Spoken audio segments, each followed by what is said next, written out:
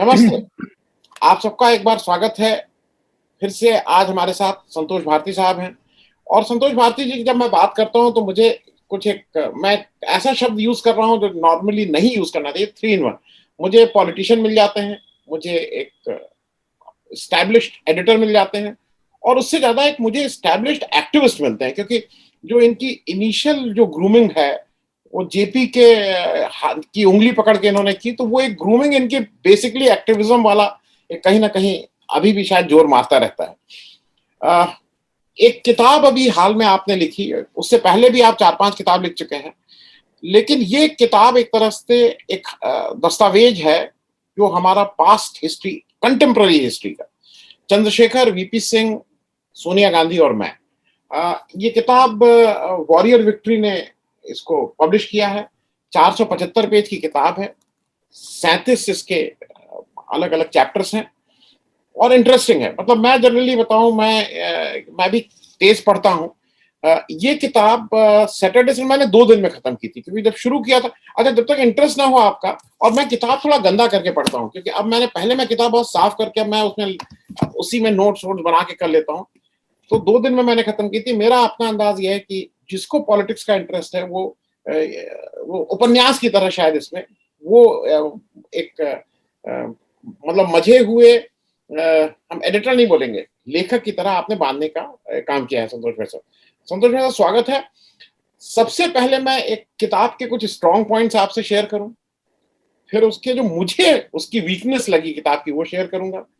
और चूँकि ये पूरा हम समेट नहीं पाएँगे, तो हो सकता है इसको हम अलग-अलग 4, 5, 6 एपिसोड बना दें, क्योंकि दस्तावेज के रूप में कर रहे हैं। 14 मिनट, अरे 20 मिनट से ज़्यादा का एक नहीं बनाएँगे, लोग फिर देखते नहीं हैं।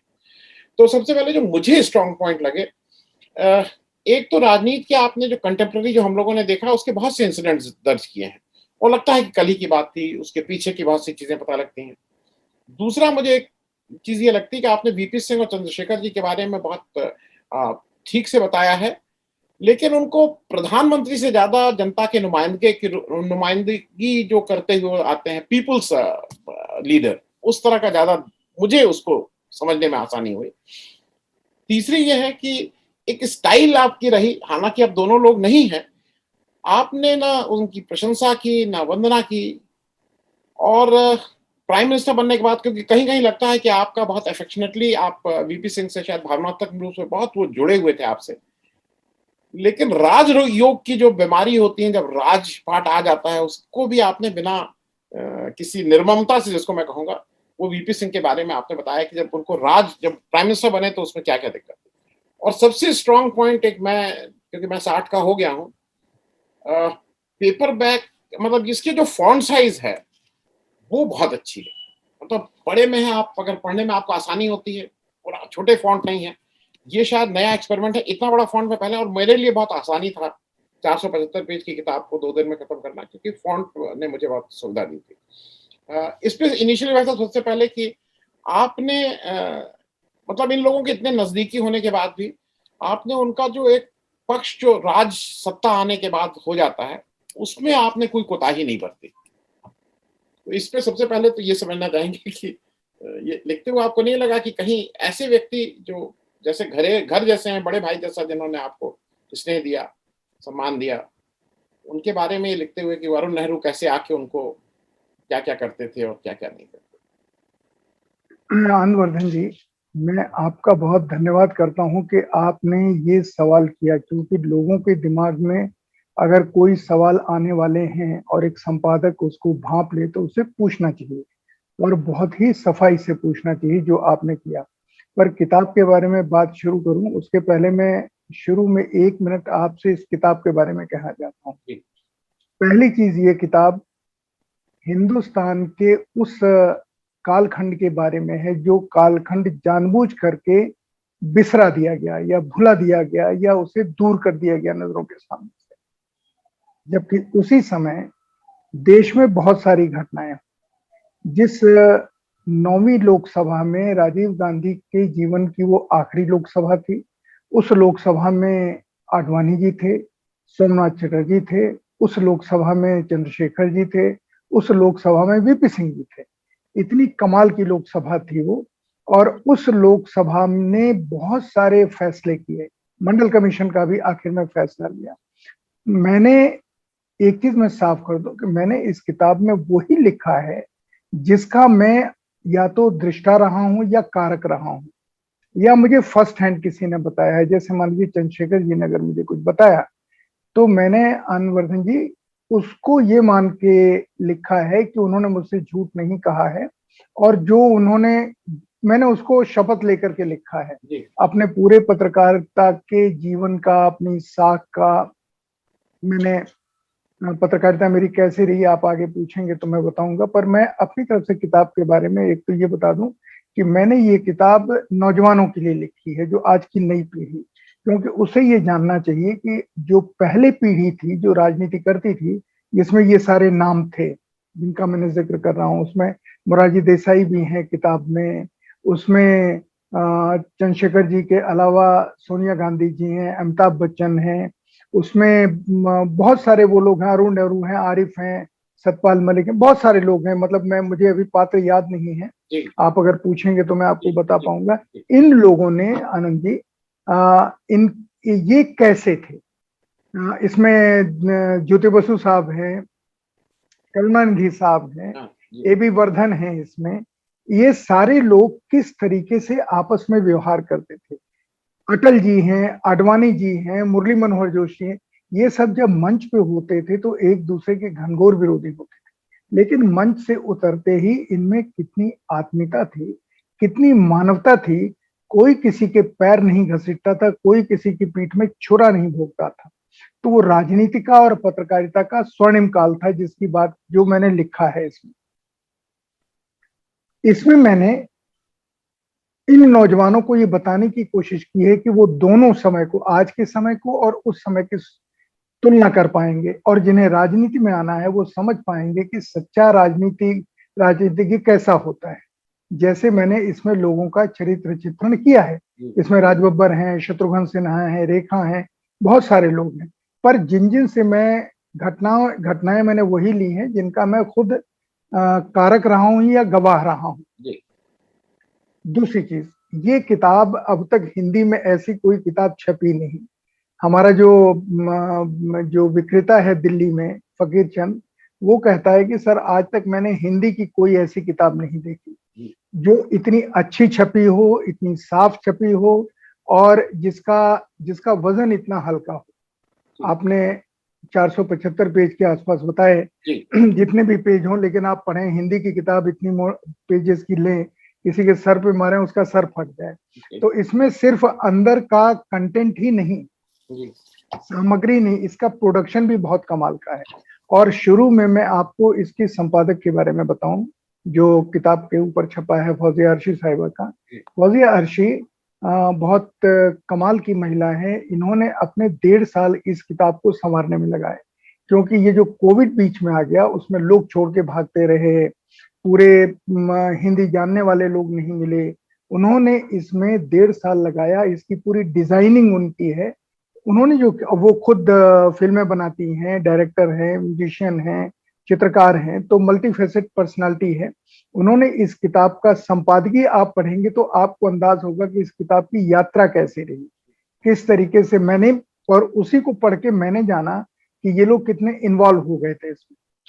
किताब के बारे में एक आखिरी चीज आपसे ये कहूं कि मुझे जो सबसे बड़ा आज आशीर्वाद मिला इस किताब का, जब मैं आपसे बात कर रहा हूँ, 7 दिन पहले मेरे पास सुबह प्रशांत भूषण जी का फोन आया, जो देश के मशहूर वकील हैं। 7 बजे सुबह, 7 दिन पहले या 8 दिन पहले, उन्होंने मुझे फोन करके कहा कि मेरे फादर आपकी किताब पढ़ना चाहते हैं। तो मैंने कहा शांति भूषण जी? कहने लगे हाँ, तो वो किताब आप दे जाइए। मैंने कहा उनको कैसे पता है इस किताब के बारे में? कहने लगा आप आइए और पूछ लीजिए। मैं गया वहां और मैंने शांति भूषण जी को प्रणाम करके ये किताब उनके हाथ में दी। उन्होंने मुझे कहा कि मैं अजीत अंजुम का कार्यक्रम देख रहा था, तब मुझे लगा कि ये किताब मुझे पढ़नी। और कल शाम को फोन आया प्रशांत भूषण जी का कि पापा आपको बुला रहे हैं। तो कल चूंकि पेगासस के ऊपर बड़ी, और इसको लेके भास्कर को लेके मीटिंगें हो रही थी, तो मैं भी प्रेस क्लब में था, मंच पे था, तो जा नहीं पाया कल। आज मैं गया उनसे मिलने सवेरे 11 बजे। अब जानते हैं उन्होंने क्या किया? उन्होंने कहा कि मैंने इस किताब को 7 दिन में पूरा कर लिया। मैंने कहा सर आप तो 1 महीने की बात कर रहे थे। कहने लगे ना, मैंने शुरू में पढ़ा जब पहला पेज, फिर मैं छोड़ ही नहीं पाया, और 7 दिन में मैं 3-3 2-2 घंटे लगा करके मैंने इस किताब का अक्षर अक्षर पढ़ लिया। उन्होंने मुझे बहुत आशीर्वाद दिया, और उन्होंने जो अपना एक स्टेटमेंट रिकॉर्ड कराया, वो जब फिल्म आएगी तब फिर आपको पता चलेगा। वो मेरे लिए उससे बड़ा आशीर्वाद हो नहीं सकता कि एक 96 वर्ष का आदमी 7 दिन में एक किताब खत्म कर ली। इस किताब की ये तो शुरुआत रही। अब मैं यहाँ से शुरू करता हूँ आपकी पुस्तक से। देखिए, एक पत्रकार के लिए न भाई होता है, न बहन होता है, न बेटी होती है, न दोस्त होता है, न जिसके साथ है वो होता है। मैंने पूरी पत्रकारिता, अनवर्धन जी, जब कलम हाथ में आती थी तो मैं न्यायाधीश हो जाता था, मैं डॉक्टर हो जाता था। जी जी मेरा मानना है कि एक न्यायाधीश, अपवाद तो हर जगह होते हैं, न्यायाधीश से कभी कोई गलत फैसले की उम्मीद नहीं करता। उसी तरीके से डॉक्टर से कभी कोई गलत इलाज की उम्मीद नहीं करता। ऐसे डॉक्टर भी होते हैं जो पेट खोल के कहते हैं पैसा दो 50,000, नहीं तो हम पेट से लेंगे नहीं। लेकिन वो सत्य नहीं है। सत्य ये है कि डॉक्टर भगवान का दूसरा रूप माना जाता है। पत्रकार को आज भी आनंद जी गांव में लोग देवता मानते हैं, और कहते हैं जब उसको कहीं कोई रास्ता नहीं मिलता है तो वो किसी पत्रकार के पास जाता है कि हम उसके पास जाएंगे, अपनी बात कहेंगे, वो अखबार में छाप देगा, हम सुरक्षित हो जाएंगे। आज भी पत्रकार को गीता और कुरान के समकक्ष गांव में आदर मिलता है। हमारे बीच में बहुत सारी काली भेड़ें आ गई हैं, टेलीविजन पत्रकारिता ने इसको बहुत भ्रष्ट कर दिया है, पर फिर भी बहुत सारे लोग ऐसे हैं जो पत्रकारों के पास अपनी व्यथा लेके जाते हैं। तो वो मेरे सामने प्रश्न था कि मैं जो लिखूं वो मेरी साख का हो। मैं एक लाइन और बोलूं, जहां पे मैं जब लोकसभा का सदस्य था तो मेरे सामने सवाल था कि मैं क्या लिखूं। तो मेरी गवाही है, क्योंकि मैं हर हफ्ते धर्मयुग और इलस्ट्रेटेड वीकली में कॉलम लिखता था। मैंने अपनी सरकार को, वीपी सिंह को, किसी को बख्शा नहीं उन 2 सालों में। लगातार उनके बारे में जो मुझे आलोचना करनी थी, और जिनमें से कुछ हिस्से मैंने इस किताब में भी डाले हैं। धर्मयुग के आपके लेख और ये सब? जी, इसमें डाले हैं मैंने। तो मैं खाली इलस्ट्रेटेड वीकली के अंग्रेजी में थे वो नहीं डाले, पर धर्मयुग के डाले। तो इसलिए मैं आपसे कहता हूँ कि मेरे लिखते समय मेरे सामने न्यायाधीश की कुर्सी थी, डॉक्टर के औजार थे, मुझे सत्य ही लिखना था।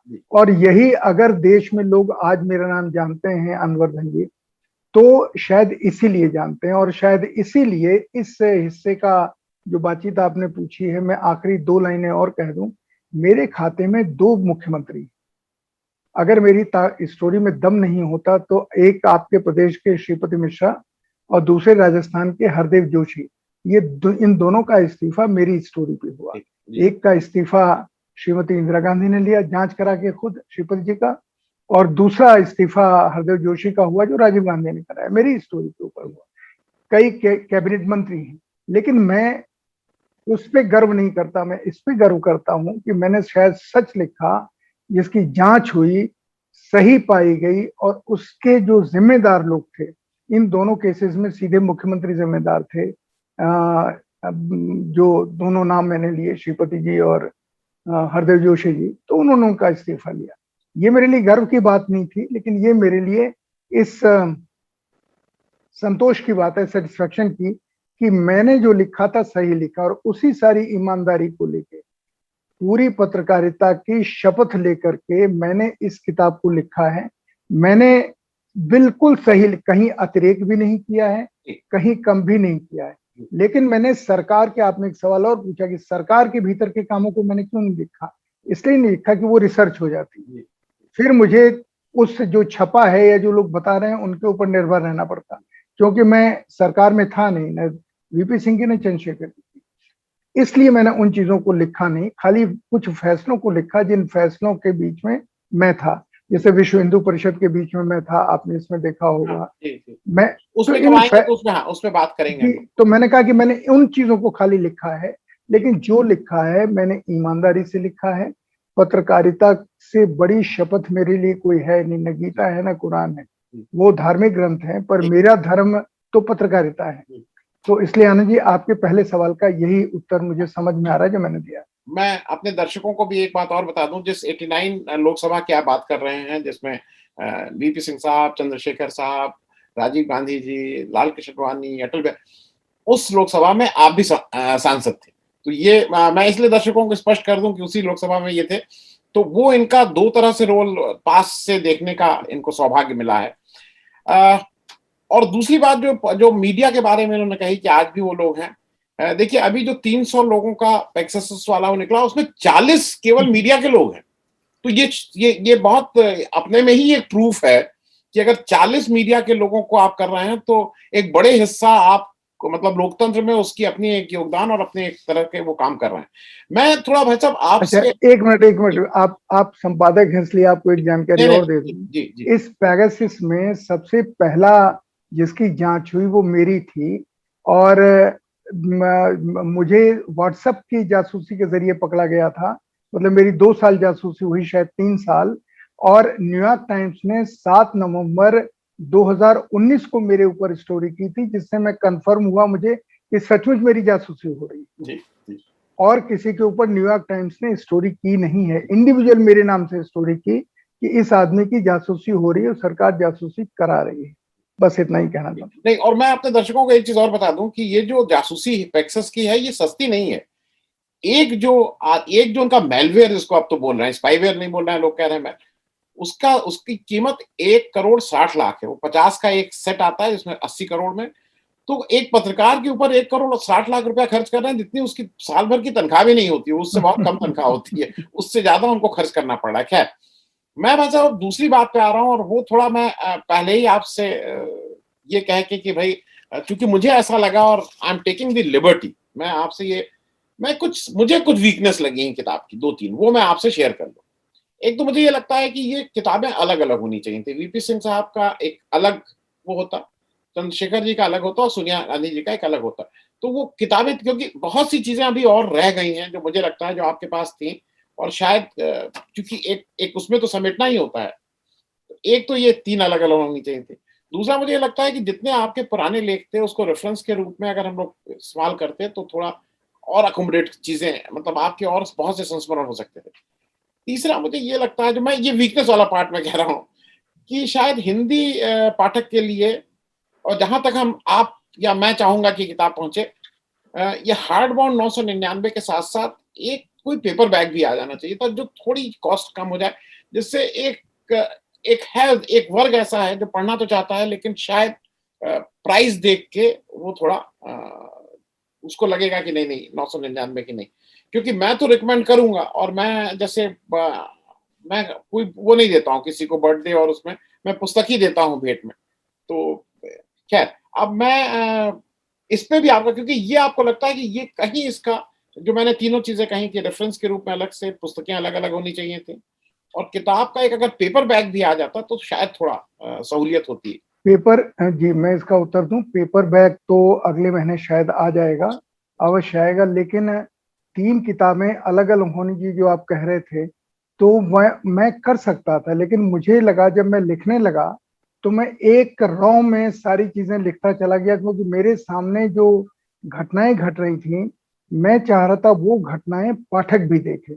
इस किताब में आपने महसूस किया या नहीं महसूस किया, लेकिन जितने स्टार जर्नलिस्ट, एडिटर्स जिन्होंने इसको पढ़ा है, या सामान्य लोग जिन्होंने पढ़ा है, वो एक चीज कहते हैं कि हम जब इसे पढ़ते हैं, आज इन्होंने भी कहा, शांति भूषण जी, हमारे सामने तो फिल्म चलने लगी, हमको सोचने की जरूरत ही नहीं पड़ी, हम तो देख रहे थे। ये किताब पढ़ नहीं रहे थे, हम किताब देख रहे थे। जी। तो मेरे लिए इससे बड़ी आशीर्वाद की या मेरे लिए प्रशंसा इससे ज्यादा क्या हो सकती है। मेरे पत्रकारिता को इसने सेटिस्फाई किया।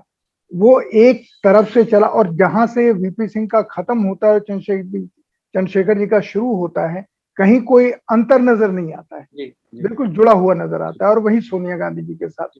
और मैंने उतना ही लिखा है जितना मैं मुझे लिखना चाहिए था।